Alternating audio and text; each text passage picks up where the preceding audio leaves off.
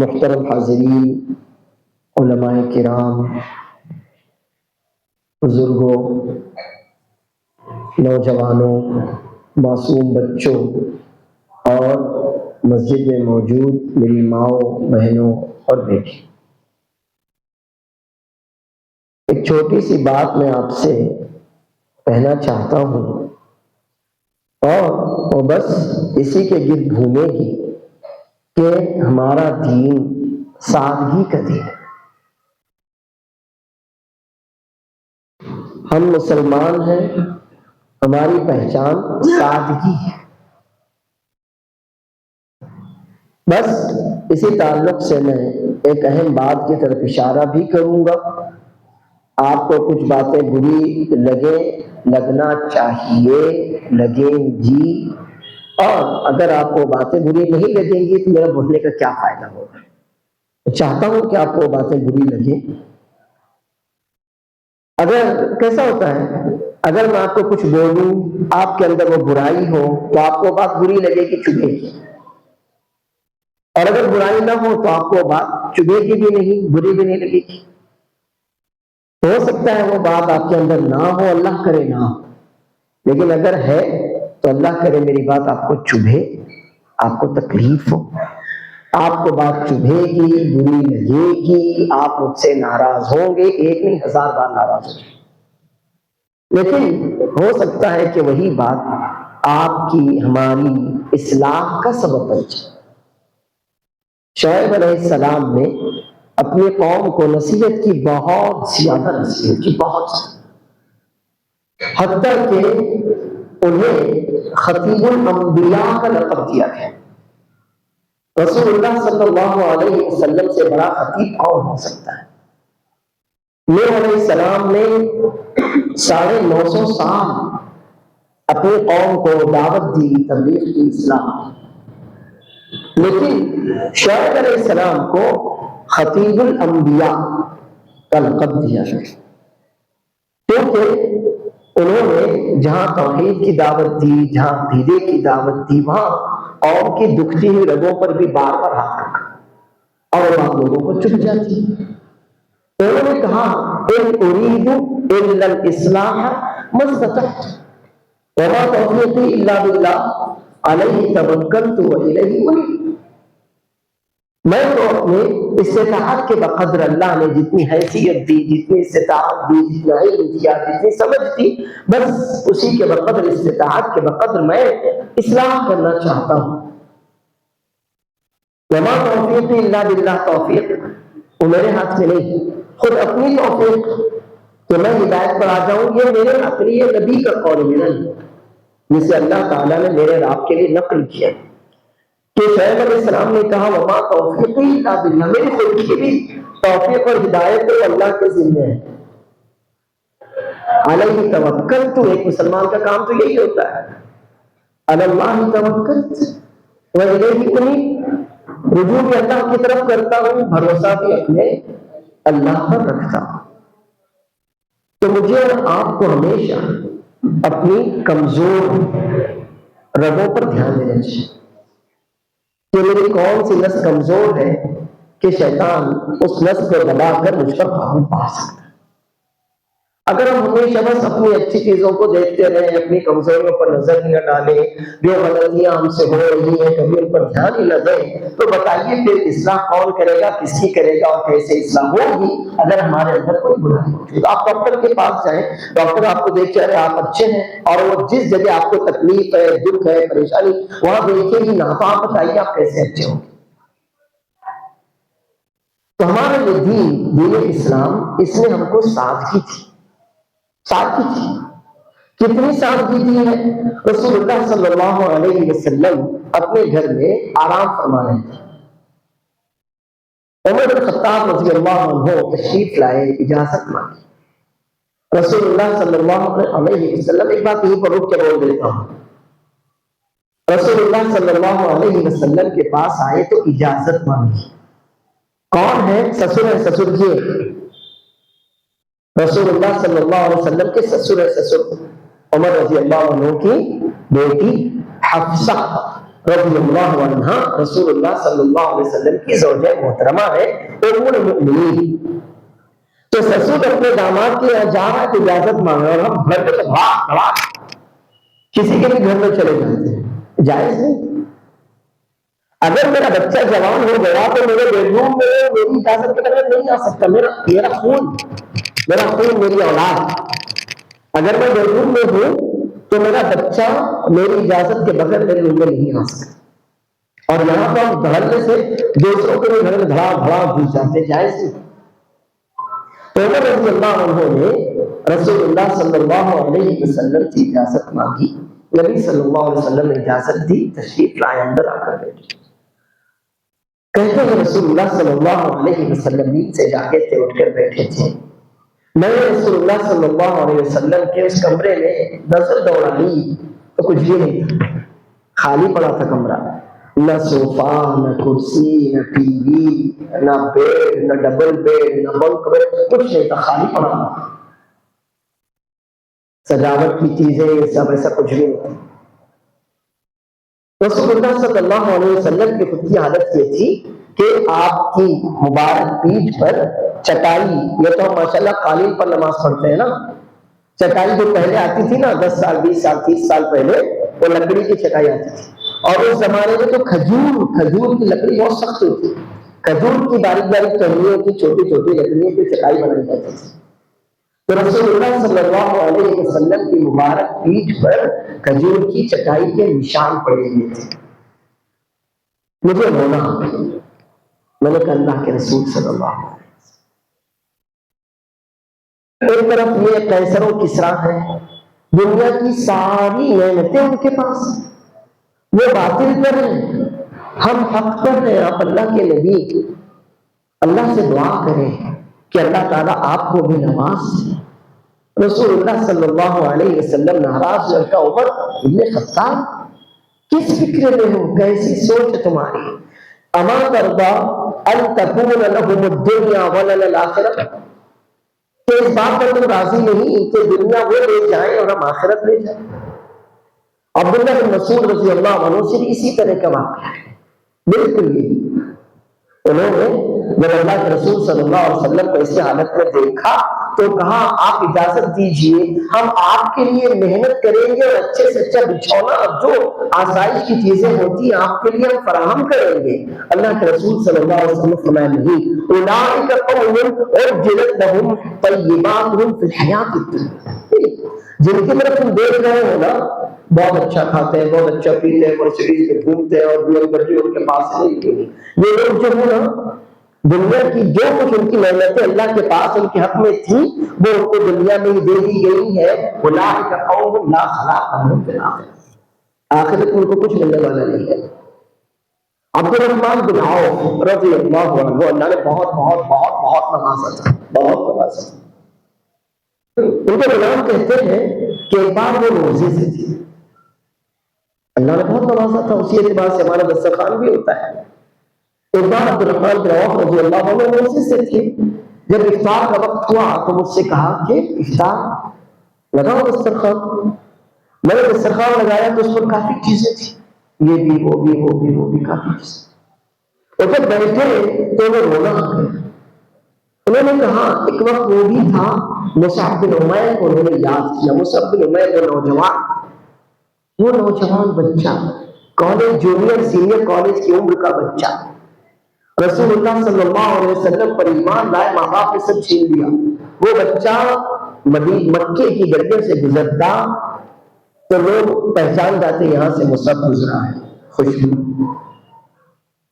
اب عطر بھی ملیے کہ تکلف کی بو کہاں، وہ دل ہوا ہو کے پسینہ گلاب تھا، خوشبو تھی، خوشبو سے لوگ جان جاتے کہ یہاں سے مصعب گزرا ہے۔ جب ایمان لائے تو کچھ پاس میں نہیں تھا۔ عبد الرحمن بن عوف رضی اللہ عنہ کہتے ہیں کہ مصعب بن عمیر مجھ سے بہتر تھے، حالانکہ عبد الرحمن بن عوف تو عشرہ مبشرہ میں سے ہیں، اور ہمارا یہ عقیدہ ہے کہ صحابہ کرام رضی اللہ عنہ مجمعین سبھی افضل ہیں، سبھی انشاءاللہ جنتی ہیں، ان میں سب سے افضل وہ ہیں جو عشرہ مبشرہ میں سے، اور عبد الرحمن بن عوف رضی اللہ عنہ عشرہ مبشرہ میں سے۔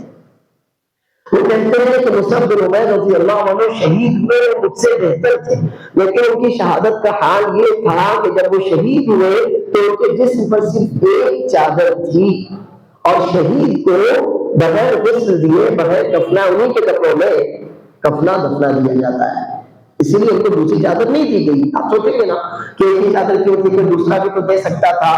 جی، وجہ یہ ہے کہ جو آدمی اللہ کی خاطر جنگ میں شہید ہوتا ہے اسی میدان میں، تو اس کو بغیر غسل دیے انہیں کے کپڑے میں جو کپڑے جسم پر تھے دفنا دیا جاتا ہے۔ تو کہتے ہیں کہ مصعب بن عمیر رضی اللہ عنہ شہید ہوئے اور ان کے جسم پر صرف ایک چادر تھی، اور کتنی بڑی تھی وہ چادر؟ سر ڈھانکتے تو پیر کھل جاتے، پیر ڈھانکتے تو سر کھل جاتا۔ رسول اللہ صلی اللہ علیہ وسلم نے فرمایا اس چادر سے ان کا سر ڈھانک دو اور ان کے پیروں پر گھاس ڈال دو، وہ مجھ سے بہتر تھے۔ مجھے تو یہ ڈر ہے کہ ہماری یہ سب نعمتیں جو اللہ آخرت میں دینا چاہتا تھا وہ کہیں ہمیں دنیا ہی میں تو نہیں دیتی کہیں، اور قیامت کے دن جب ہم اللہ کے پاس جائیں گے تو اللہ کہے گا جو کچھ تمہارا ہمارے پاس بنتا تھا وہ تو تم دنیا میں ہی لے جا چکی۔ رونے لگے، اتنا روئے کہ روتے روتے افطار کا دسترخوان چھوڑا اور نماز کے لیے ساتھ۔ عبداللہ بن مسعود رضی اللہ عنہ کہتے ہیں کہ صحابہ کرام رضی اللہ عنہ مجمعین کی جو بڑی بڑی خصوصیات تھیں ان میں سے خصوصیت تھی کانو اقل الناس تکلفا، سادہ سے بالکل سادہ، تکلف، نمائش، دکھاوا، ریاکاری، شہرت، شو کچھ اس میں سے کچھ بھی نہیں پاؤں گے یہاں پر۔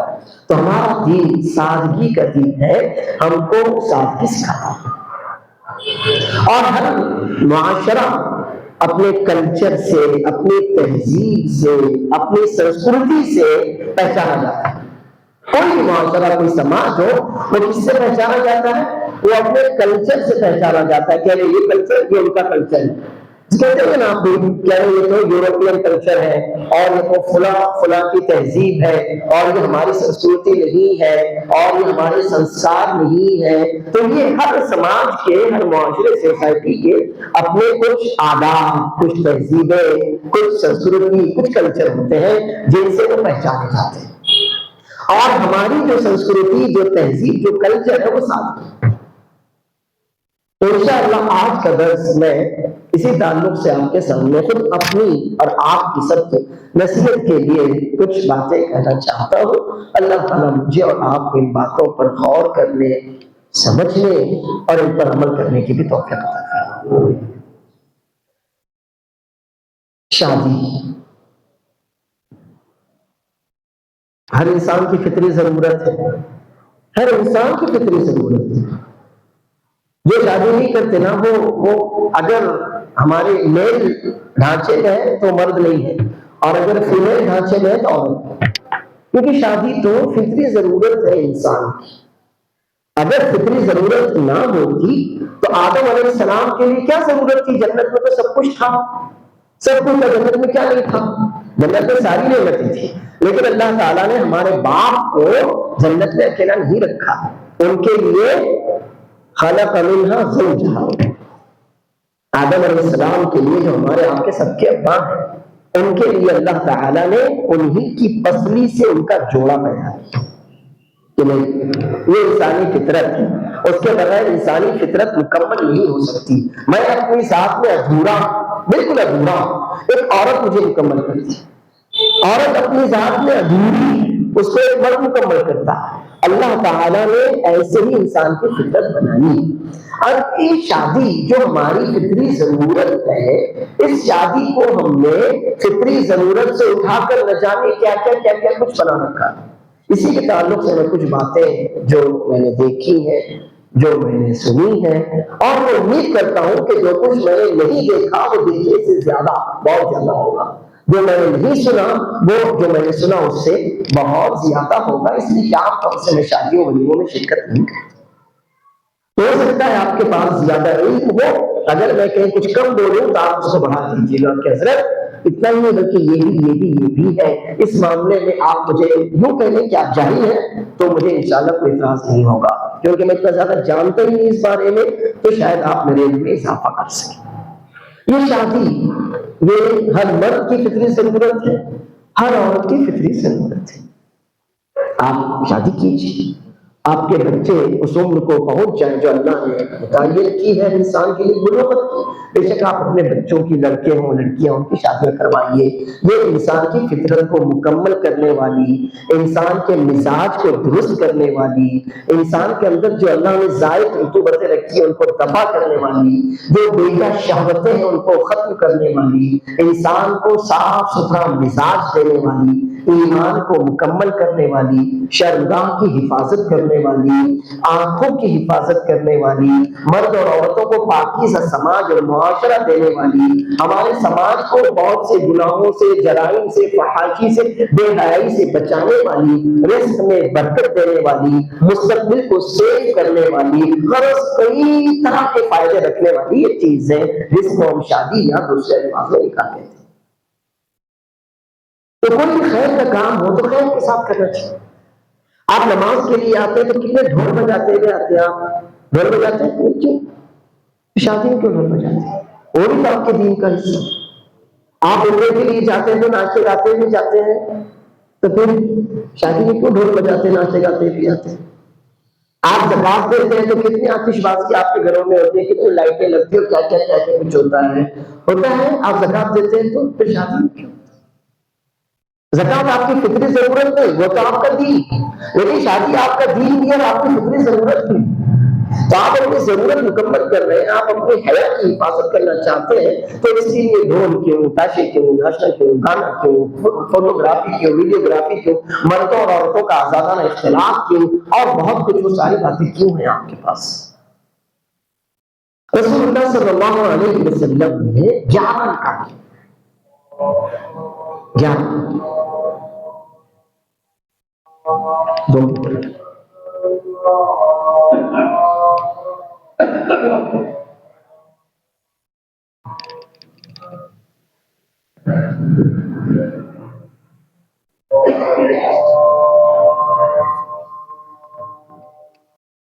عبد الرحمن بن عوف رضی اللہ عنہ، جن کا آپ نے تذکرہ سنا،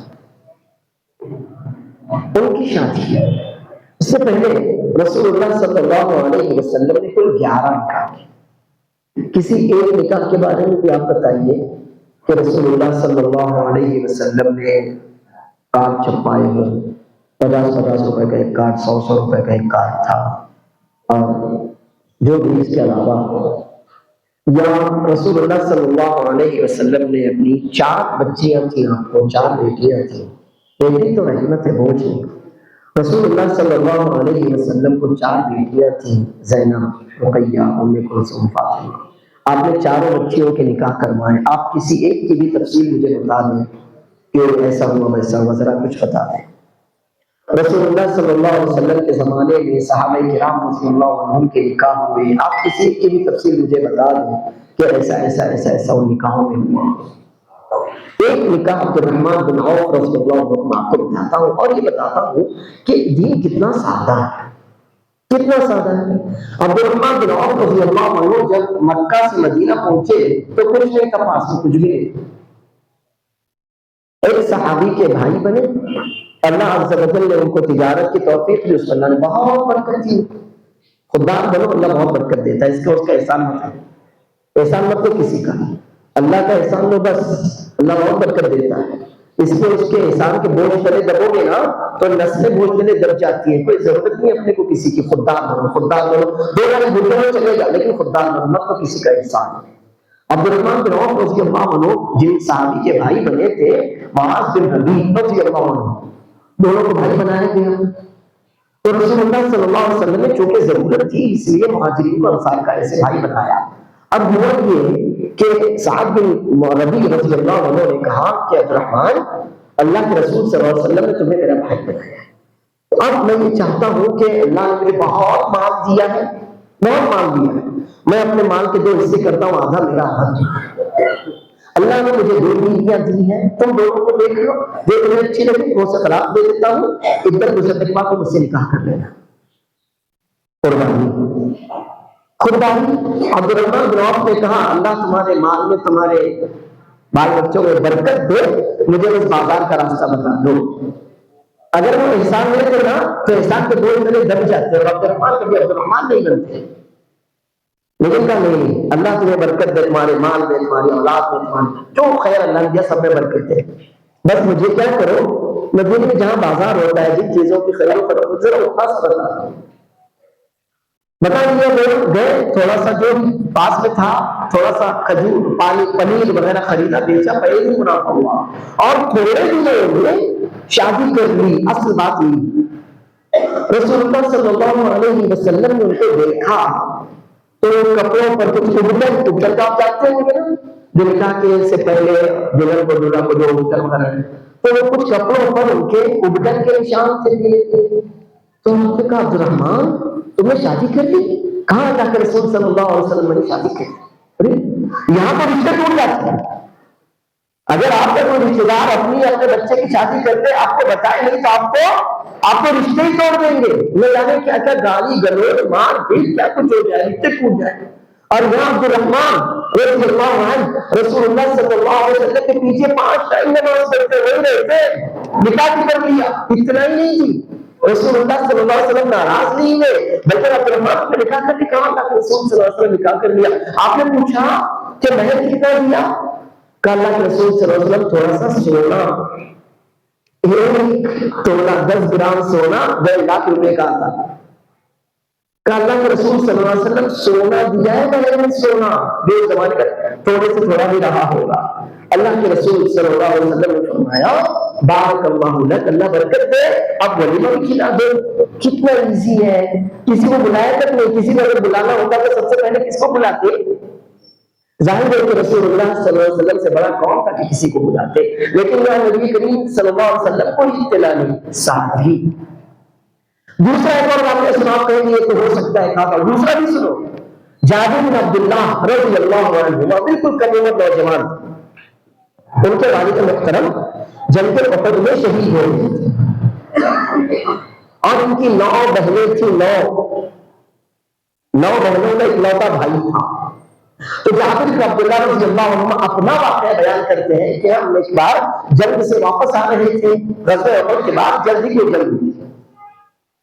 تو رسول اللہ صلی اللہ علیہ وسلم نے مجھے تھوڑا سا جلدی میں دیکھا کہ وہ تھوڑا سا ہوتا ہے کہ آدمی جلدی کہیں جانا چاہتا ہے، آپ کو بھائی کہاں جا رہا، کچھ ہے کہ خاص مجھ کو بھی لے چل.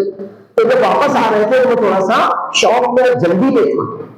تو رسول اللہ صلی اللہ علیہ وسلم نے مجھ سے پوچھا جابر کیا بات ہے، شادی کر لی ہے کیا؟ نبی صلی اللہ علیہ وسلم پہچانتے تھے ایک ایک کو. تو نبی صلی اللہ علیہ وسلم نے پوچھا جابر شادی کر لی؟ کہاں اللہ کے رسول صلی اللہ علیہ وسلم شادی کر لی.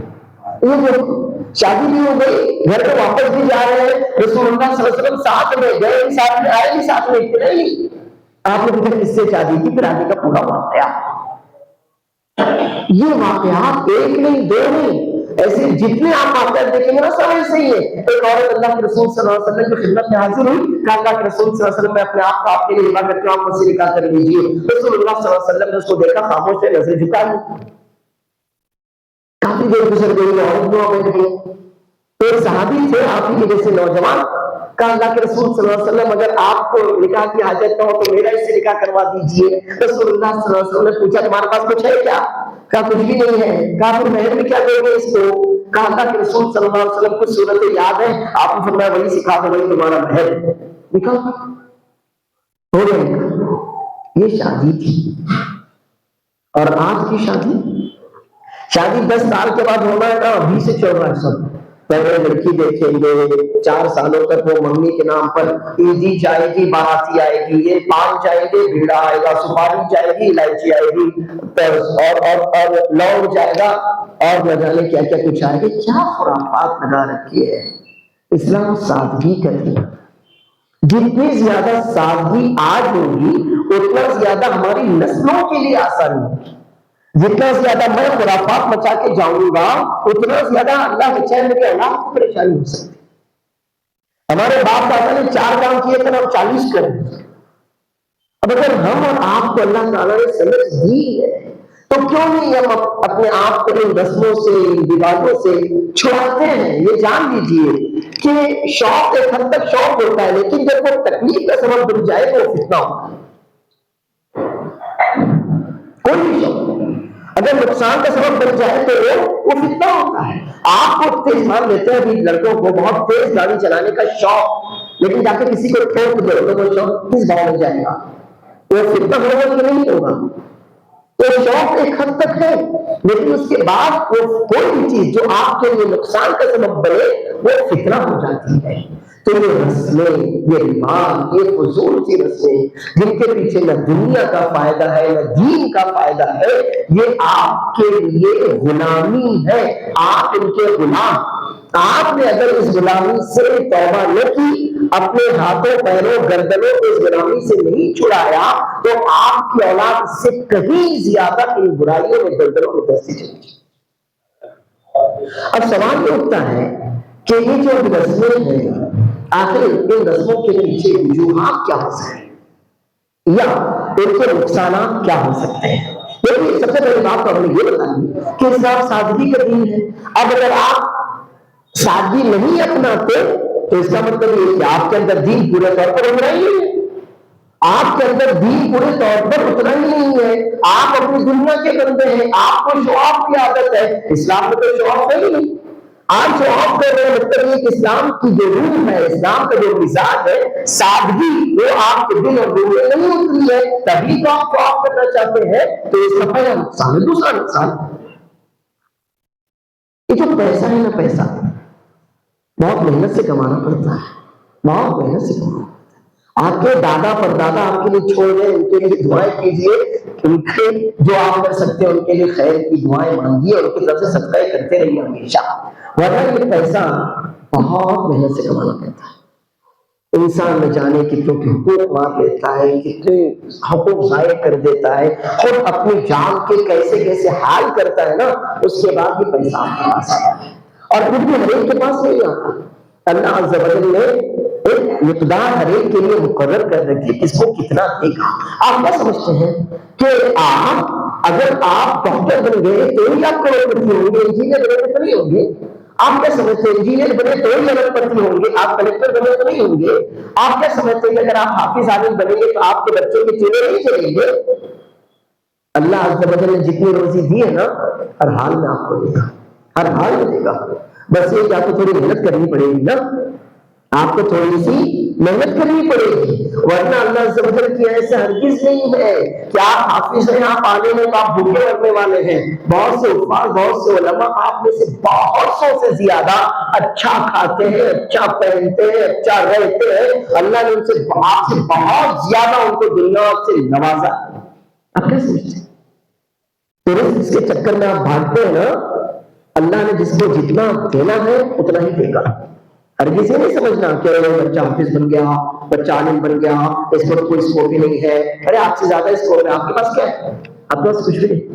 سینکڑوں انجینئر، ہزاروں انجینئر، مکھیاں مانے مکھیاں، سینکڑوں ڈاکٹر ہے تو نہیں جاتا ان کے پاس. لیکن آپ انشاءاللہ کسی بھی حافظ عالم کو بھوکا پڑتا ہوا تو نہیں دیکھیں. جب روزی کی بات آتی ہے نا تو اللہ بڑا بول نہ بلوائے، لیکن یہ جان لو کہ اللہ تعالیٰ نے ان میں دین میں جو برکت رکھی ہے نا، دنیا کی کسی چیز میں برکت ہے.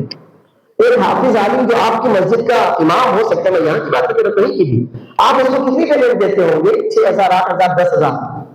لیکن وہ آپ سے زیادہ سکھی اور خوشحال رہتا ہے، آپ سے زیادہ عزت میں رہتا ہے، آپ سے زیادہ وہ اور اس کا گھر صاف ستھرا رہتا ہے. آپ کے گھروں کو جا کر دیکھو، جی چاہتا ہے دروازے سے باہر آ جاؤ. کیا زندگی بنا رکھی، کیا سوچ بنا رکھی.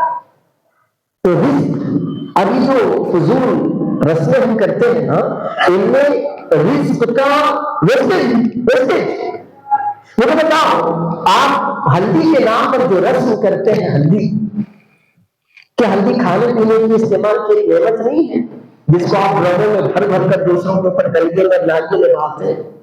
آپ یہ ہلدی کے نام پر، مہندی کے نام پر جو ساری رسمیں کرتے ہیں، مجھے بتائیے ان میں مال کا، وقت کا، عزت کا اور اپنی تہذیب کا کھلواڑ اور کھیل ہے کہ نہیں ہے؟ کھلواڑ اور کھیل. اللہ عز و جل نے ہمارے لیے جو مال اس نے ہم کو دیا، اس کو نعمت بتایا اور کسی بھی نعمت کے ضائع کرنے سے ہم کو منع کیا. اور فضول خرچی تو ایسے بھی حرام. فضول خرچی کی 2 قسمیں ہوتی ہیں. فضول خرچی کی کتنی قسمیں ہوتی ہیں؟ 2 قسمیں ہوتی ہیں. ایک وہ ہے کہ جائز کام میں آپ زائد پیسہ لگائیں جس کی ضرورت نہیں تھی تو وہ بھی فضول خرچی، اور ایک ہے ناجائز کام میں آپ پیسہ لگائیں، دونوں میں فرق ہے۔ ایک کو کہا جاتا ہے اسراف، کہ آپ نے جائز کام میں اتنا پیسہ لگایا جس کی ضرورت نہیں تھی، یعنی آپ شادی میں جاتے ہیں، جائیے آپ نے ایک پلیٹ کھانا لیا، آدھا ضائع کر دیا، تو وہ کھانا لینا آپ کے لیے جائز تھا، اس کو کھانا آپ کے لیے جائز تھا، لیکن آپ نے وہ جو ضائع کیا ہے نا ایک آپ کے لیے جائز نہیں تھا، وہ آپ نے حرام کام کیا، اس کو فضول خرچی کہا جاتا ہے۔ وَلَا تُسْرِفُوا إِنَّ اللَّهَ لَا يُحِبُّ الْمُسْرِفِينَ، جائز کام تھا آپ نے اس کو ضائع کیا تو اب آپ کے لیے ناجائز ہوا، اس کو کہتے ہیں اسراف، اور اللہ تعالیٰ اسراف کرنے والوں سے محبت نہیں کرتا، کر ہی نہیں سکتا۔ اللہ کی نعمت کو آپ ضائع کریں گے، اللہ آپ سے راضی ہوگا، اللہ آپ سے محبت کرے گا، جی یہ نہیں ہو سکتا۔ اور فضول خرچی کی دوسری قسم میں حرام کام میں پیسہ لگا دیں، وہ کیسے؟ اللہ فرماتا ہے وَلَا تُبَذِّرْ تَبْذِيرًا إِنَّ الْمُبَذِّرِينَ كَانُوا إِخْوَانَ الشَّيَاطِينِ وَكَانَ الشَّيْطَانُ لِرَبِّهِ كَفُورًا۔ فضول خرچی مت کرو، حرام میں اپنا پیسہ مت لگاؤ، ایک پیسہ بھی اگر آپ نے حرام میں لگایا ہے تو وہ تبذیر ہے، اور اللہ فرماتا ہے وَلَا تُبَذِّرْ تَبْذِيرًا، حرام کاموں میں پیسہ آپ کا برباد ہونے والا، آپ کو برباد کرنے والا ہے۔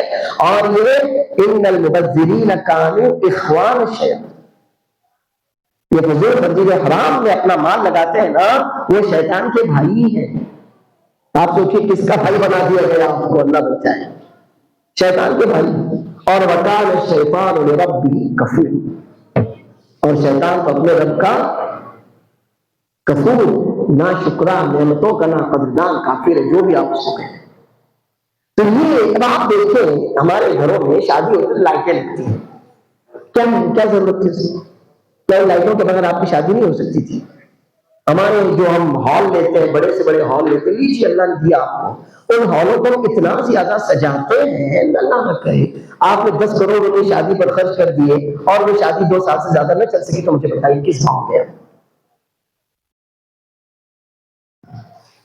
اللہ کے رسول صلی اللہ علیہ وسلم غزوہ تبوک سے واپس آئے، ام المؤمنین عائشہ رضی اللہ عنہا کہتی ہیں اللہ کے رسول صلی اللہ علیہ وسلم غزوہ تبوک سے واپس آئے، میرے گھر میں تشریف لائے تو باہر رک گئے، میں نے کہا توبوا الی اللہ وإلی رسولہ، اللہ سے توبہ کرتی ہوں، آپ سے بھی معافی مانگتی ہوں، مجھ سے کیا غلطی ہو گئی، کیا تشریف نہیں لاتے؟ رسول اللہ صلی اللہ علیہ وسلم فرمایا یہ جو تم نے دیوار پر طاق ہے اس پر جو پردہ لگا رکھا ہے نا، تو ایک نبی کے گھر کو یوں سجایا جائے، یہ نبی کیسے گوارا کر سکتے ہیں؟ کہتی ہے میں نے وہ پردہ ہٹایا، اور اس کے بعد پردہ دروازے کے اندر جو پردے لٹکائے جاتے ہیں سجاوٹ کے لیے، میں نے وہ پردہ ہٹایا، اس کے بعد رسول اللہ صلی اللہ علیہ وسلم تشریف لائے۔ فاطمہ رضی اللہ عنہا نے رسول اللہ صلی اللہ علیہ وسلم کو دعوت دی، وقت ہو گیا، نبی صلی اللہ علیہ وسلم آئے، دروازے سے دیکھا اور واپس چلے گئے۔ فاطمہ رضی اللہ عنہ نے دیکھا کہ ابا جان تشریف لا رہے لیکن واپس چلے گئے، بہت پریشان ہو گئی، کیا بات ہوئی؟ کیونکہ ابا سے بڑا رشتہ تو نبی کا تھا۔ تو علی رضی اللہ عنہ سے کہا کہ میں نے والد محترم کو آتے ہوئے دیکھا لیکن آپ واپس لوٹ گئے، کوئی نہ کوئی بات ہوئی، آپ ناراض ہو۔ علی رضی اللہ عنہ گئے، اللہ کے رسول صلی اللہ علیہ وسلم سے پوچھا کہ کوئی ہم سے خطا ہوئی ہے، آپ ناراض ہو گئے، آپ ہمارے گھر میں آئے اور واپس چلے گئے؟ آپ نے کہا میں نے دیکھا کہ تم نے اپنے گھروں میں دیواروں کو سجا رکھا ہے، وما كان لنبي ان يدخل بيتا مزرقا، اور ایک نبی کو سادہ ہونا چاہیے، میرے لیے بالکل مناسب نہیں ہے کہ میں ایسے دیواریں سجائی جائے ایسے گھروں میں میں داخل ہوں۔ فاطمہ رضی اللہ عنہ کا اللہ کے رسول صلی اللہ علیہ وسلم میں اللہ سے توبہ کرتی ہوں، انہوں نے وہ پردے ہٹائے، نبی کریم صلی اللہ علیہ وسلم گھر میں تشریف لائے۔ یہ جو ہم شو آف کی خاطر جو سجاوٹیں کرتے ہیں، مجھے نہیں لگتا کہ آپ کو اس سجاوٹ کی کوئی بہت زیادہ ضرورت ہوگی، اور اس سجاوٹ کے بغیر آپ کی شادی نہیں ہو سکتی ہوگی، ہرگز بھی نہیں۔ یہ جو سجاوٹیں ہیں، یہ جو شو آف ہے، ان کا مقصد صرف اور صرف ریاکاری ہے، شہرت ہے، دکھاوا اور دکھلاوا ہے کہ دیکھو ہم کتنی زیادہ عالیشان شادیاں کرتے ہیں، اور مجھے نہیں لگتا کہ اس سے کوئی بھی فائدہ آپ کے بچے یا آپ کی بچی کو مستقبل میں ہونے والا ہوگا۔ تیسری چیز، ہمارے دین میں فوٹوگرافی تو حرام، فوٹوگرافی اور آج کے زمانے میں سب سے زیادہ حرام چیز جس کو ہم نے ایزی لے لیا اور گھر میں سے وہ کام کر رہے ہیں، وہ یہ موبائل اور اس کے ذریعے فوٹو کھینچ رہے ہیں. آپ کیا سمجھتے ہیں کہ کیمرے سے فوٹو کھینچا جائے تو ہی حرام اور موبائل سے کھینچا جائے تو جائز ہے؟ اللہ ثواب دینے والا ہے کہ چل بھی تمہیں فوٹو کھینچا ہے، تیرے کھاتے میں 10 نیکیاں اور 1 کا 10 اور 10 کا 100 100 کا 700 ہو جائے گا. یہ نہیں حرام. آپ کہیں گے کیسے حرام ہے؟ اس لیے حرام ہے کہ جب اللہ کے رسول صلی اللہ علیہ وسلم نے یہ فرمایا لعن اللہ المصورین، تو کیے اس کو تصویر کہیں گے کہ نہیں کہیں گے آپ؟ کہ تصویر نکالنے بنانے والوں پر اللہ کی لعنت ہو. اور اللہ کے رسول صلی اللہ علیہ وسلم فرماتے ہیں قیامت کے دن سب سے زیادہ برے مرتبے اور سخت عذاب میں وہی لوگ ہوں گے جو تصویریں بناتے ہیں. اب آپ اپنے موبائل سے کھینچو، آپ اپنے کیمرے سے کھینچو، آپ اپنے ہاتھ سے بناؤ. جب اس کو لفظ تصویر کہا گیا تو مانا بھی ہوا. اور یہی فتویٰ شیخ ابن باز، شیخ البانی، شیخ عثیمین رحمہ اللہ. اور کتنا ایزی ہو گیا. بچہ اچھا دکھ رہا فوٹو کھینچ، وہ بچی نے گزا لگائی فوٹو کھینچ، وہ میاں بیوی آ رہے فوٹو کھینچ. تعجب تو مجھے اس وقت اتنا لوگوں کی ذہنیت پر اتنا مجھے دکھ ہوتا ہے کہ آپ نے لوگوں کو دعوت میں بلایا ہے، ولیمے کی جو بھی دعوت آپ دے رہے ہیں وہاں پر ویڈیوگرافی ہو رہی ہے. ارے بھائی تو کیا بتانا چاہتا ہے؟ تیرے کھانے کے بھوکے تھے کیا بچہ؟ اور ویڈیوگرافی کر کے ہماری تصویریں کھینچ رہا ہے، فوٹو کھینچ رہا ہے اور کھانا کھاتے ہیں. واقعی جی تھا کبھی کبھی وہ پلیٹ منہ پہ دے مانگ کس لیے؟ تم کیا لوگوں کو اس لیے بلاتے ہو کھانے کے لیے کہ تمہارے بھکاری تھے وہ اپنے گھر میں تمہارے کھلانے سے اچھا کھاتے ہیں؟ وہ کھانا کھا رہے ہیں ویڈیوگرافی ہو رہی، وہ عورتیں آ رہی ہیں ویڈیوگرافی ہو رہی، وہ دلہن لا حول ولا قوت الا باللہ، لا حول. دلہن کی سجاوٹ کس کے لیے ہے بھیا؟ تمہاری دلہن کی سجاوٹ کس کے واسطے بتاؤ؟ کس کے واسطے؟ تمہاری دلہن تمہاری بیوی اگر سجے گی تو کس کے واسطے بتاؤ؟ تمہارے واسطے نا. یہاں پر شادی سے پہلے دلہن کو پوری دنیا کے واسطے سجاتے ہیں. واہ واہ. ارے شرم بے غیرتی سے ڈوب مرنا چاہیے. دلہن کو سجا رہے ہیں اور اس کے بعد کیا کر رہے ہیں؟ فوٹو شوٹ، پرو ویڈنگ فوٹو شوٹ. وہ دلہن خوب سج دھج کے آئی ہے اور سب سے زیادہ مزے کون لے رہا ہے؟ فوٹوگرافر. وہ فوٹوگرافر وہ ان کو کھڑے کر کے فوٹو لے رہا، بٹھا کے فوٹو لے رہا، لٹا کے فوٹو لے رہا. شرم سے ڈوب مرو یار، بے غیرتی کے انتہا. پھر وہ دلہن ہے، ایک رات کی دلہن ہے، اگلے دن وہ میاں بیوی اسٹیج پر ہاتھ میں ہاتھ ڈالے گھوم رہے، کاروں میں آ رہے، جیپ میں آ رہے. آج تک دنیا میں اسی اپنی شادی کے باقی سب تو کنوارے پھر رہنا. یہ بے غیرتی. اسلام میں بے حیائی اور بے غیرتی کی اگر کوئی جواز کی دلیل ہو تو مجھے معلوم نہیں، آپ مجھے بتا دیجیے کہ شیخ جی ہاں اس بات کا ثبوت ملتا ہے کہ دلہن کو خوب سجایا جائے اور ساری دنیا کو اس کا روپ دکھایا جائے، اس کی دلیل ہے ہمارے پاس جی. ورنہ ہم تو آج تک یہی اپنے بڑوں سے بھی سنا، اللہ کے کلام میں بھی دیکھا، رسول اللہ صلی اللہ علیہ وسلم کی سنت اور سیرت میں بھی کھنگال لیا کہ بھئی دلہن کا سجنا تو اس کے شوہر کے لیے ہوتا ہے، مگر ہماری دلہنیں سجتی ہیں پوری دنیا کے دکھانے کے لیے. وہ ویڈیوگرافی ہو رہی ہے، وہ فوٹوگرافی ہو رہی ہے، وہ اسٹیج پر گلے میں ہاتھ ڈال کر بیٹھے ہوئے ہیں. اب یہی دیکھنا باقی رہ گیا ہے. اللہ کے رسول صلی اللہ علیہ وسلم تو صاف فرماتے ہیں الحیاء شعبۃ من الایمان. حیا کے بغیر ایمان نہیں ہے. ایمان کے جو ڈپارٹمنٹ، جو شعبے، جو حصے ہیں ان میں سے ایک حصہ بھی ختم تو ایمان کدھر باقی رہے گا؟ اللہ تعالیٰ کو کٹا ہوا ایمان لے کر جاؤ گے اللہ کے پاس کہ اللہ یہ کٹا ہوا ایمان میرے پاس تو نہیں، پورا پورا چاہیے اللہ. تو حیا ایمان کا حصہ. اور اللہ کے رسول صلی اللہ علیہ وسلم صاف فرماتے ہیں اذا لم تستحی فاصنع ما شئت. ارے بے غیرت آدمی کچھ بھی کرو. آپ کو اچھا لگے گا آپ کی بیوی خوب سج دھج کے بازار میں جاتی ہے، 4 لوگ بولے گا کیا تیری بیوی کیا دکھ رہی ہے؟ تو دلہن کا یہی تو ہوتا ہے. 36 لوگ دیکھیں گے تو کیا ہوگا؟ نہیں، مرد کے ذریعے شیطان مرد کی زبان سے بات نہیں نکالے گا. آپ کو اچھا لگے گا کہ پرائے مرد آپ کی بیوی کی تعریف کر رہے ہیں. کل جنہیں دیکھ نہ سکتی تھی فرشتوں کی نظر، آج وہ رونق بازار نہ سکتے. اسلام حیا کا دین ہے، بے حیائی کا تو ہمارے یہاں پر کوئی تصور نہیں. اب یہ دیکھیے کہ کچھ باتیں جو میں چاہتا ہوں کہ لکھی ہوئی پڑھوں تاکہ میرے لیے بھی آسانی ہو اور آپ کے لیے آسانی. یہ جو شادی میں فضول رسمیں ہم نے بنا رکھی ہیں یہ ہمارے اخلاقی دیوالیہ بن کے رکھی. دیوالیہ ہمیں سمجھتے نا، سب کچھ لٹ جانا، کنگال ہو جانا. تو اخلاق سے، تہذیب سے جب کوئی قوم عاری ہو جاتی ہے تو اس کے اندر بے حیائی، بے غیرتی بہت تیزی کے ساتھ چلی آتی ہے، اور بے حیائی کا آنا یا لباس کا اترنا یہ گناہوں کی وجہ سے ہوتا ہے۔ آدم علیہ السلام اور حوا علیہ السلام، اللہ تعالیٰ نے ان کو جنت کا لباس پہنایا تھا، لیکن جب انہوں نے شیطان کے بہکاوے میں آ کر جس پھل سے بھی اللہ نے ان کو منع کیا تھا وہ درخت اس کا پھل چکھا، تو معلوم ہے اللہ کیا فرماتا ہے؟ يَنزِعُ عَنْهُمَا لِبَاسَهُمَا لِيُرِيَهُمَا سَوْآتِهِمَا، جو ان کو اس کا سب سے پہلا نقصان جنت میں اٹھانا پڑا وہ ان کا لباس اتار لیا گیا، اور شیطان یہی چاہتا تھا کہ ان کا لباس اتار لیں۔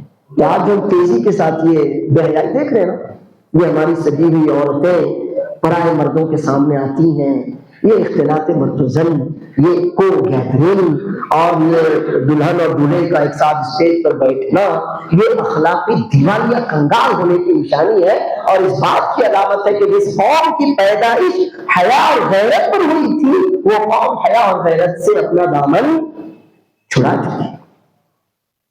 کچھ باتیں اور میں آگے رکھنا چاہتا ہوں کہ یہ جو فضول رسمیں ہیں، پھر وہ منگنی کی رسمیں ہوں، پان اور بیڑے کی رسمیں ہوں، یا شادی بیاہ کی رسمیں ہوں، یا جو کچھ بھی رسمیں شادی سے ریلیٹڈ ہوتی ہیں، آخر ان سے ہم نجات کیسے حاصل کر سکتے ہیں؟ تو ان سے نجات حاصل کرنے کے کچھ طریقے ہیں۔ سب سے پہلا تو یہ ہے کہ ایک مسلمان کو بتایا جائے کہ تم مسلمان، ایک مسلمان کو کیا بتایا جائے کہ تم مسلمان۔ آپ نے کبھی غور کیا کہ جب ہمارے بچے تھوڑی بڑی عمر کو پہنچتے ہیں تو سگے بھائی اور بہن کو ایک بستر پر نہیں سلا سکتے؟ آپ نے کبھی غور کیا بھی سے کہ جب بچہ 7 سال کا ہو جائے نماز کا حکم دو، 3 سال تک تربیت کرو نماز پر، 10 سال کا ہو جائے نہیں پتا مارو اس کو۔ اگر اس حدیث پر عمل کیا جائے تو بچے کو نہیں، باپ کو مارنا پڑے گا، جتنے باپ ہیں نا ہم سب کو مارنا پڑے گا، بچے کو تو باپ کو ماریں گے، باپ ہی نہیں پڑتا بچہ نہیں کرے گا۔ تو 10 سال کا ہو جائے بچہ نماز نہیں پڑھتا تو اس کو مارو، اور حدیث میں یہ الفاظ ہے وَفَرِّقُوا بَيْنَهُمْ فِي الْمَضَاجِعِ، ان کے بستر الگ الگ کر دو۔ سگے بھائی بہن، اللہ تعالیٰ کسی کو تہمت نہیں لگاتا، لیکن تہمت کی جگہ بھی نہیں دیتا، آپ کی گنجائش چھوڑتے ہیں اس تہمت کے لیے، آپ کی تہمت کے لیے گنجائش چھوڑتے ہیں۔ ایک مسلمان کو بالکل اسٹیپ فارورڈ ہونا چاہیے، تہمت نہ ایسا کام ہی نہیں کرنا چاہیے نا کہ جس کی وجہ سے کسی کا شک آپ پر بلا وجہ جائے۔ مثال کے طور پر اللہ کے رسول صلی اللہ علیہ وسلم اعتکاف میں تھے، صفیہ رضی اللہ عنہا نبی صلی اللہ علیہ وسلم کی زوجہ محترمہ ام المؤمنین، رات کے وقت آپ سے ملاقات کے لیے تشریف لائی۔ اب جب وہ بیٹھی اعتکاف، ہم کیا سمجھتے اعتکاف میں ارے ایسا ہوتا نہیں، اعتکاف میں کوئی ملو مت، یہ بیکار کی بات ہے۔ نبی صلی اللہ علیہ وسلم اعتکاف میں ہے اور صفیہ رضی اللہ عنہا زوجہ محترمہ ام المؤمنین نبی صلی اللہ علیہ وسلم سے ملاقات کے لیے آتی۔ رات زیادہ ہو گئی تو نبی صلی اللہ علیہ وسلم ان کو چھوڑنے کے لیے تشریف لے جاتے ہیں۔ مسجد نبوی سے تھوڑا آگے چلے تو 2 انصاری صحابہ کرام وہاں سے گزر رہے تھے، انہوں نے نبی صلی اللہ علیہ وسلم کو دیکھا تو تیز جانے لگے، تو نبی صلی اللہ علیہ وسلم نے ان کو آواز دی، کہا رکو، مڑے سلام کیا، آپ نے کہا یہ صفیہ ہے، یہ صفیہ۔ انہوں نے کہا اللہ کے رسول صلی اللہ علیہ وسلم ایسی تو کوئی بات ہم آپ کے بارے میں نہیں سوچ سکتے۔ کہاں نہیں، ہر انسان کے ساتھ شیطان لگا ہوا ہے، اور مجھے ڈر ہوا کہ کہیں کوئی شیطان تمہارے دل میں کوئی برائی نہ ڈال دے۔ تو ایک مسلمان کو ہمیشہ اپنا دامن کیسا رکھنا چاہیے؟ صاف ستھرا رکھنا چاہیے، اور ایک مسلمان بچے کو بچپن سے بتانا چاہیے کہ بیٹے تو مسلمان ہے، تو مسلمان مرد، بچی ہے تو بیٹا تو مسلمان ہے، مسلمان خاتون۔ تو دینی شعور جب تک ہم اپنے بچوں میں پیدا نہیں کریں گے، دینی شعور ان کو بتایا جائے کہ آپ میں اور دوسرے لوگوں میں فرق، آپ کو اللہ نے دین دیا، ایمان دیا، آپ کو ہمارے دین میں ایک کلچر دیا، صاف ستھری تہذیب دی، اور ہماری پوری تہذیب کا دار و مدار سادگی اور حیا پر ہے۔ تو ہم اپنے بچوں میں سب سے پہلا کام کیا کریں؟ دینی شعور بیدار کریں، اور دینی شعور بیدار کرنے کے لیے ان کو سب سے پہلا کام قرآن و سنت سے جوڑنا پڑے گا۔ ان کو قرآن سے جوڑیے، ان کو نبی صلی اللہ علیہ وسلم کی سنت سے جوڑیے، ان کو قرآن کے واقعات حیا اور غیرت کے بتائیے۔ موسیٰ علیہ السلام نبی نہیں بنے تھے، فرعون کا معاملہ خراب ہوا تو مصر سے تشریف لے گئے مدین کی طرف.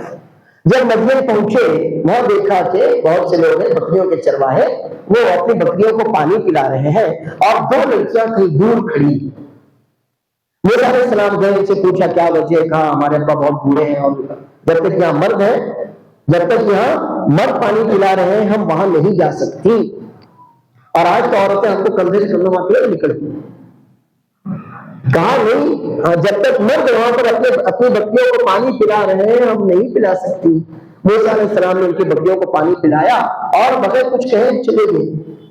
فَسَقَىٰ لَهُمَا ثُمَّ تَوَلَّىٰ إِلَى الظِّلِّ، درخت کے سائے کے نیچے گئے اور اللہ سے دعا مانگی، رَبِّ إِنِّي لِمَا أَنزَلْتَ إِلَيَّ مِنْ خَيْرٍ فَقِيرٌ. وہ بچیاں گئی، باپ سے واقعہ بیان کیا اور واپس ان میں سے ایک بچی آئی تو اللہ عز و جل نے اس بچی کی تعریف کی اور کہا فَجَاءَتْهُ إِحْدَاهُمَا تَمْشِي عَلَى اسْتِحْيَاءٍ. اللہ کا سلطہ بنا ان میں سے ایک آئی، لیکن اللہ نے اتنا نہیں کہا، اللہ نے کہا پوری حیا، اپنی حشمت، اپنی عزت کا خیال رکھتے وہ بچی آئی. ظاہر ہے کوئی مرد گھر میں نہیں تھا جو آتا تو بچی کو آنا تھا. اپنی عزت، اپنی عصمت، اپنی عصمت کا خیال، اپنی حیا اور غیرت کی حفاظت کرتے ہوئے بچی آئی. یہ تو واقعہ اس زمانے کے ہے. آج ہمارے پاس تو وہ شریعت ہے کہ جس سے زیادہ مکمل شریعت کوئی ہے ہی نہیں. تو ہمارے یہاں اور زیادہ مضبوطی ہونا چاہیے. تو اپنے بچوں میں دینی شعور بیدار کرنے کے لیے سب سے پہلا کام جو مجھے اور آپ کو کرنا ہے وہ قرآن و سنت کی تعلیم دینا ہے. دوسرا کام کہ ہم بے شک نکاح کریں، ولیمے کریں، لیکن اسلامی طریقوں سے کریں. ہمارے دین نے ہم کو طریقہ دیا کہ نہیں دیا؟ ارے ہمارے دین نے ہم کو پیشاب کرنے کا طریقہ دیا، تو نکاح کا طریقہ نہیں دے گا، ولیمے کا طریقہ نہیں دے گا؟ یقیناً دیا. تو ہم اپنے نکاح کو، اپنے ولیمے کو اسلامی طریقوں پر کریں. اور تیسرا کام جو مجھے آپ کو کرنا ہے وہ یہ ہے کہ ہمارے علماء، ہمارے خطباء اپنی تقریروں میں، اپنے دروس میں، اپنے خطبوں میں ان باتوں کو بتائیں لوگوں کو. ہم نماز کی فرضیت پر بے شک درس دے، خطبے دے، نماز، روزے، زکات، حج پر دے، لیکن ان باتوں پر بھی تو خطبہ ہونا چاہیے نا. لوگوں کو بتائے گا کون کہ بھائی نکاح ایسے ہونا چاہیے، ولیمہ ایسے ہونا چاہیے، منگنی کی کیا حقیقت ہے، کیا حقیقت نہیں ہے، کاروبار ایسا ہونا چاہیے، معاملات ایسے ہونے چاہیے. تو یہ فرض علماء اور خطباء کا ہے کہ ہمارے علماء، ہمارے خطباء اس طرح کے ٹاپک پر درس دے، لوگوں میں بیداری. دوسرا پوائنٹ ہے ہمارے سامنے کہ دیکھو شو آف، لوگوں کو بتانا، دکھانا، یہ آپ کو تھوڑی دیر کے لیے مطمئن تو کر سکتا ہے، پاسبل ہے، لیکن یہ آپ کے لیے فخر کی وجہ کبھی بھی نہیں بن سکتا اگر آپ عقل مند ہیں. اگر آپ عقل مند ہیں تو شو آف بظاہر تھوڑی دیر کے لیے آپ کو مطمئن تو کر سکتا ہے، لیکن یہ آپ کے لیے فخر کی وجہ کبھی بھی نہیں بن سکتا. چنانچہ مجھے اور آپ کو شو آف کو چھوڑ کر سادگی کو اپنا شعار بنانا چاہیے، کیونکہ رسول اللہ صلی اللہ علیہ وسلم فرماتے ہیں البذاءۃ من الایمان، سادگی تو ایمان سے تعلق رکھتی ہے. تو اس کے لیے ہم کیا کریں؟ سادہ نکاح کریں، سادہ ولیمہ کریں، کم خرچ، بالانشی، خرچ کم ہو، جو پیسہ بچے گا وہ آگے آپ کے اولاد کی کام آئے گا. لیکن آپ ایک ولیمے میں 15 ڈشیں رکھیں گے، ان میں سے 7-8 تو ویسے ہی ضائع ہونے والی ہیں، تو مجھے بتائیے وہ ضائع جو ہوا وہ کام کس کے آیا؟ تو آپ پیسہ بچائیے، خرچ کم کیجئے، الحمدللہ اس میں اللہ برکت دے گا. اور تیسری بات کہ ہم کیا سمجھتے ہیں کہ جو آدمی بہت سادہ ہو وہ کمتر ہوتا ہے. جی نہیں، بلکہ جو شو آف کرتا ہے نا وہ کمتر ہوتا ہے. آپ نے بہت سے ملینئر بلینئرز کو دیکھا ہوگا، وہ ہمیشہ آپ کو ایک ہی ٹی شرٹ پہن میں نظر آتے ہیں جیسے ہی. اور یہاں پر ہم ہیں، شادی میں جانا ہے، صبح کی شادی ہے تو شادی کا ڈریس الگ ہے، پھر بجائی کا ڈریس الگ ہے، پھر رات کا ڈریس الگ ہے، پھر کھانے کا ڈریس الگ ہے. یہ شو آف ہے، اس کی عمارت نہیں، یہ بیوقوفی ہے. یہ بات پر ڈریس بدلنا یہ بہت واقعی جو بھی چھوٹے نا رئیس، جو بھی چھوٹے ان کا کام نہیں ہے، لیکن جن کے دل دماغ میں دکھاوا بیٹھا ہوا ہے ایسے بے وقوفوں کا کام ہے. تو آپ سادگی کو کسی آدمی کی کم حیثیتی نہ سمجھے، بلکہ یہ سمجھے کہ وہ عقل مند ہے اور اعلیٰ اخلاق و کردار والا ہے. تیسرا کام جو مجھے اور آپ کو کرنا ہے، دیکھیے ایک کیا ہوتا ہے، ایک پریشر ہوتا ہے سوسائٹی، سماج، اور یہ پریشر کئی دفعہ تو واقعی ہوتا ہے اور کئی دفعہ ہمارے ذہن کی پیداوار ہوتا ہے. ایک پریشر تو واقعی پریشر ہے، پریشرائز کیا جا رہا ہے آپ کو، آپ کے چاچا بول رہے، ماموں بول رہے، پھپھا بول رہے، خالو بول رہے کہ کرو کرو کرو کرو، تو آپ پریشرائز ہیں. لیکن یہ کیا ہوتا ہے، کوئی بولنے کا لیکن میں خود ہی پریشر لے رہا ہوں اندر سے، پریشر کوکر اندر سے لیتا ہے نا پریشر، ویسے پریشر میں خود لے رہا ہوں. ارے نہیں، میرے بھائی نے تو اس کی بیٹی کی ایسی شادی کیا، اور میرے خالو نے تو ان کی بیٹی کی ایسی شادی کی ہے، تو اب وہ پریشر میں خود لے رہا ہوں، کوئی بولتا نہیں. تو دیکھیے ہمیں کیا کرنا ہے، اس پریشر کا مقابلہ کرنا ہے. لوگ کیا کہیں گے، ارے مجھے کیا کرنا ہے. اگر میرے پاس ایک سانس کم پڑ جائے، ایک سانس، تو آپ میں سے کون مجھے ایک سانس دے کر چلا دوں. اگر مجھے ایک سانس کی ضرورت پڑ جائے کہ ایک لمحے کو میں زندہ رہنا چاہتا ہوں، تو ہاتھ اٹھاؤ نا، مجھے کوئی ایک سانس دو نا. کوئی دے گا؟ کوئی دے گا؟ میری ماں نہیں دے سکتی. آپ کو آپ کی امی دے گی کیا؟ کوئی نہیں دے سکتا. اگر ایسا ہی ہوتا تو صحابہ کرام پورے کے پورے رسول اللہ صلی اللہ علیہ وسلم کو اپنی سانس سے دے دیتے. ایسا نہیں ہوتا. تو جب میں میری سانس سے جی رہا ہوں، میں میرے دل کی دھڑکن سے زندہ ہوں، وہ اللہ نے مجھے جو رزق دیا میں وہ کھا رہا ہوں. بھائی آپ میرے رزق میں اضافہ نہیں کر سکتے، تو پھر میں کیوں بنا وجہ لوگ کیا سوچیں گے، لوگ کیا بولیں گے، لوگ کیا کہیں گے. جانا ذرا لوگوں کو. میں اگر بھوکا رہوں تو میرا نصیب، میں اگر کھاتا ہوں تو میرا نصیب، میری سانسیں جتنی ہے میرا نصیب. یہ جو ہم نے اپنے آپ کو پریشرائز کیا ہوا ہے، لوگ لوگ لوگ لوگ لوگ، ارے لوگوں کو جانے دو. آپ اپنی زندگی کیوں برباد کرتے ہیں لوگوں کی وجہ سے؟ اللہ نے جتنی چادر دی ہے اتنے پیر پھیلاؤ، لیکن چادر خود سے بڑی کرو نا. مانگے کی چادر ہے، مانگے کی دیے کب تک آپ کی زندگی میں اجالا کریں گے اور آپ کو سردی سے بچائیں گے؟ آپ کو سردی لگ رہی ہے، اپنا سویٹر خود خریدو، مانگو گے کب تک؟ آپ کا گھر اندر ہے تو اپنا دیا خود جلاؤ، اپنی لائٹ خود جلاؤ، مانگے کے اجالے کب تک آپ کے گھر کو روشن کریں گے؟ تو یہ جو پریشر ہے نا باہر والوں کا، اس کو چھوڑو. اس کی بجائے آپ کیا کرو، لوگ کیا کہیں یہ سوچ چھوڑو. دوسرا کام، معاشرے کے جو بڑے لوگ ہوتے ہیں نا، آپ کے یہاں بھی ہوں گے کچھ لوگ جن کو لوگ دیکھتے ہیں کہ یار بڑے لوگ ہیں، تو ایسے لوگوں کو قدم اٹھانا چاہیے. اگر معاشرے میں جو چھوٹے ٹائپ کے لوگ ہیں جن کو بہت زیادہ کوئی گنتا نہیں، وہ بیچارہ کتنی نیکیاں کر لے، لوگ بولتے ہیں اس کے پاس نہیں ہوگا، وہ ہے ہی بیکار. تو معاشرے کے سماج کے جو بڑے لوگ ہوتے ہیں نا، اللہ نے جن کو کچھ دیا دین سے دنیا سے، ایسے لوگ جب اپنے یہاں پر ایسی فضول خرچوں رسموں کا خاتمہ کریں گے تو وہ دوسروں کے لیے نمونہ اور دلیل بنیں گے. اور تیسری بات یہ یاد رکھیے کہ آپ معاشرے کا پریشر لے کر کچھ بھی کر لیں، آپ لوگوں کو مطمئن نہیں کر سکتے، بلکہ اپنے آپ کو آپ پریشان ضرور کریں گے. اس لیے یہ ٹھان لو کہ نبی صلی اللہ علیہ وسلم کے طریقے میں ہی عزت ہے، اطمینان ہے. نبی صلی اللہ علیہ وسلم کے طریقے کو چھوڑ کر نہ عزت ہے نہ اطمینان ہے. چوتھا کام اس معاملے میں، جتنے بھی میرے یہاں نوجوان بھائی بیٹھے ہیں اور جو ان کے ابا دادا جو بھی بیٹھے ہیں، ان کے سرپرست، میں ان سے درخواست کروں گا کہ اس معاملے میں نوجوانوں کا کردار سب سے ہے. مجھے شادی کرنی ہے، میں اڑ جاؤں کہ نہیں میں تو سادگی سے کروں.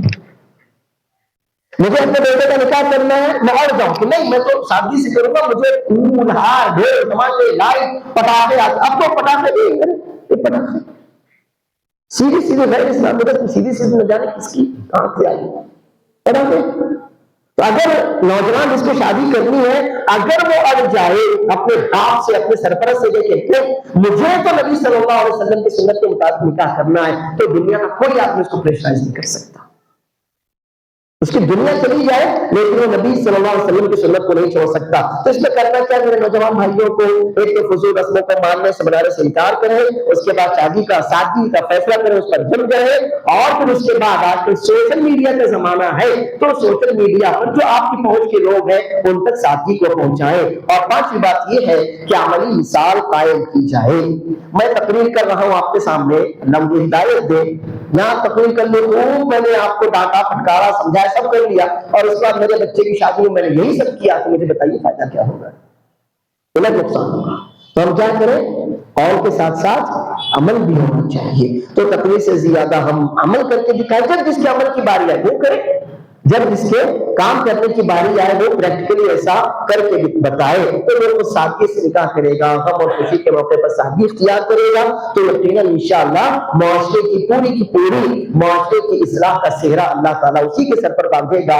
اور فضول رسمیں جو معاشرے میں پنپنے لگی ہے، اللہ تعالیٰ ان کے خاتمے کا ثواب بھی اسی کو دے گا. چنانچہ اب نتیجہ نکلتا ہے کہ فضول رسمیں جو ہم نے شادی بیاہ کے موقع پر اختیار کر رکھی ہیں، جن میں پیسہ، اسٹیٹس، حیا، سب کی بربادی ہے، تو یہ ہمارے دین کا حصہ نہیں ہے، یہ ترقی کی علامت نہیں ہے، یہ اس سے عروج حاصل نہیں ہوتا، اس سے آپ کے درجات اللہ کے بلند نہیں ہوتے، بلکہ زوال کی اور اللہ کی نافرمانی کی جڑ ہے، اور ان سے نجات صرف اسی صورت میں ممکن ہے جب کہ ہم دین کو اپنا معیار بنائیں، سادگی کو اختیار کریں اور جرأت کے ساتھ، ہمت اور طاقت کے ساتھ غلط رسموں کا خاتمہ کرنے کی کوشش کریں، اور جان لیجئے کہ اصلاح کا آغاز معاشرے سے نہیں اپنی ذات سے ہوتا ہے۔ اللہ تعالیٰ مجھے اور آپ کو ان باتوں کو سمجھنے اور اپنے تمام کاموں میں سادگی اور ہماری دین کی تہذیب اور دین کے دیے ہوئے احکام کو اختیار کرنے کی توفیق عطا فرمائے، آمین۔ وآخر دعوانا الحمدللہ رب العالمین۔ السلام علیکم ورحمۃ اللہ وبرکاتہ۔